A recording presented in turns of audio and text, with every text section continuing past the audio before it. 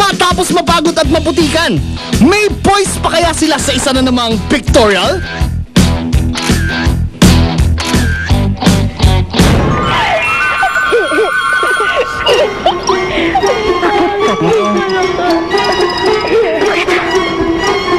Pakiramdam ko parang hindi pa rin naman ako nagugustuhan ng Bogart.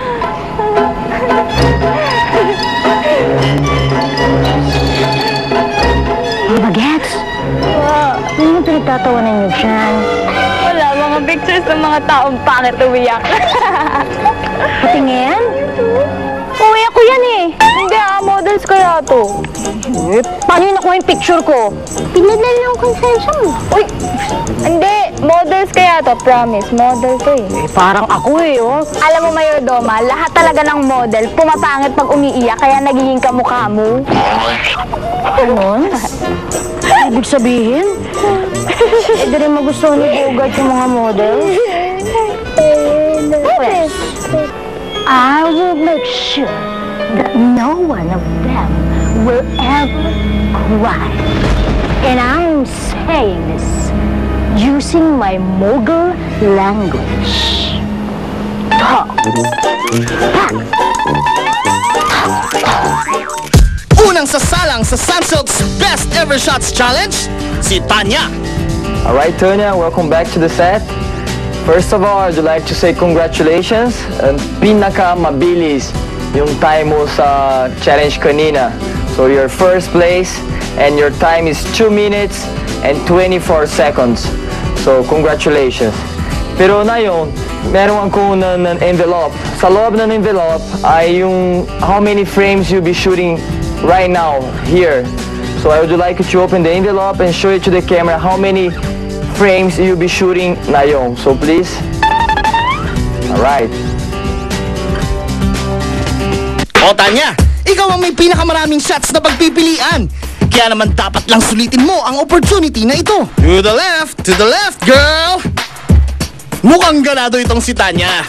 May patalon-talon pa. Tingnan nga natin ang freshly washed hair mo. Pwede!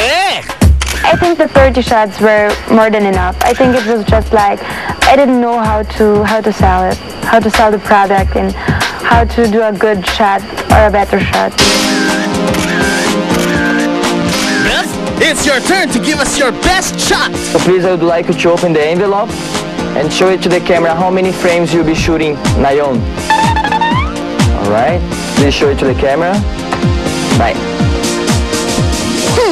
Medyo kakaiba yata ang mga post mo, Bev. Konting project naman ang hair dyan. Perfect! Ganyan nga!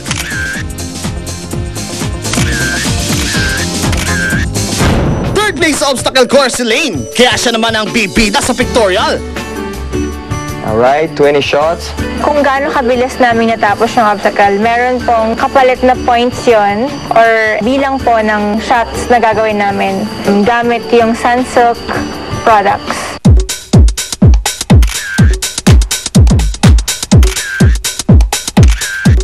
Lane, masyado yatang gas-gas na ang unang mga post mo.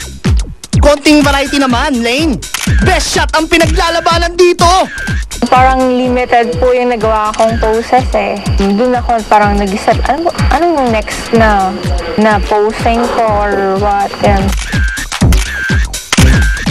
Next up, si Janelle naman.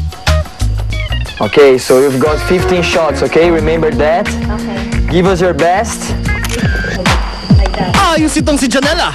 Dinidirect pa ang sariling shots. Tingnan nga natin ang resulta.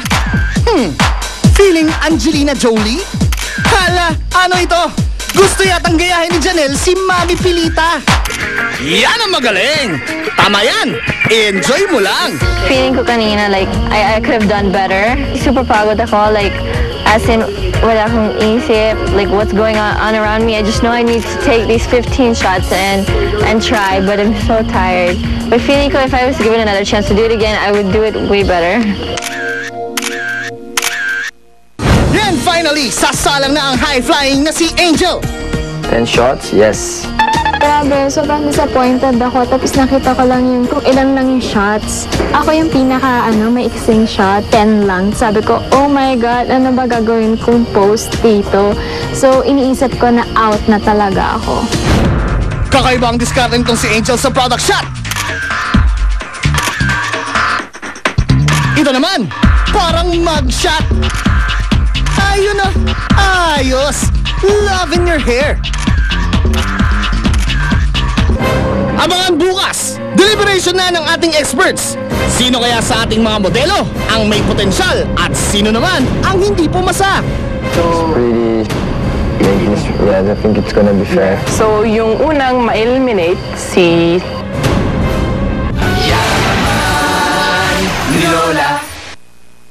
Napabilib ka sa mga diskarteng panalo para sa yaman ni Lola. Hatid ng New Best Ever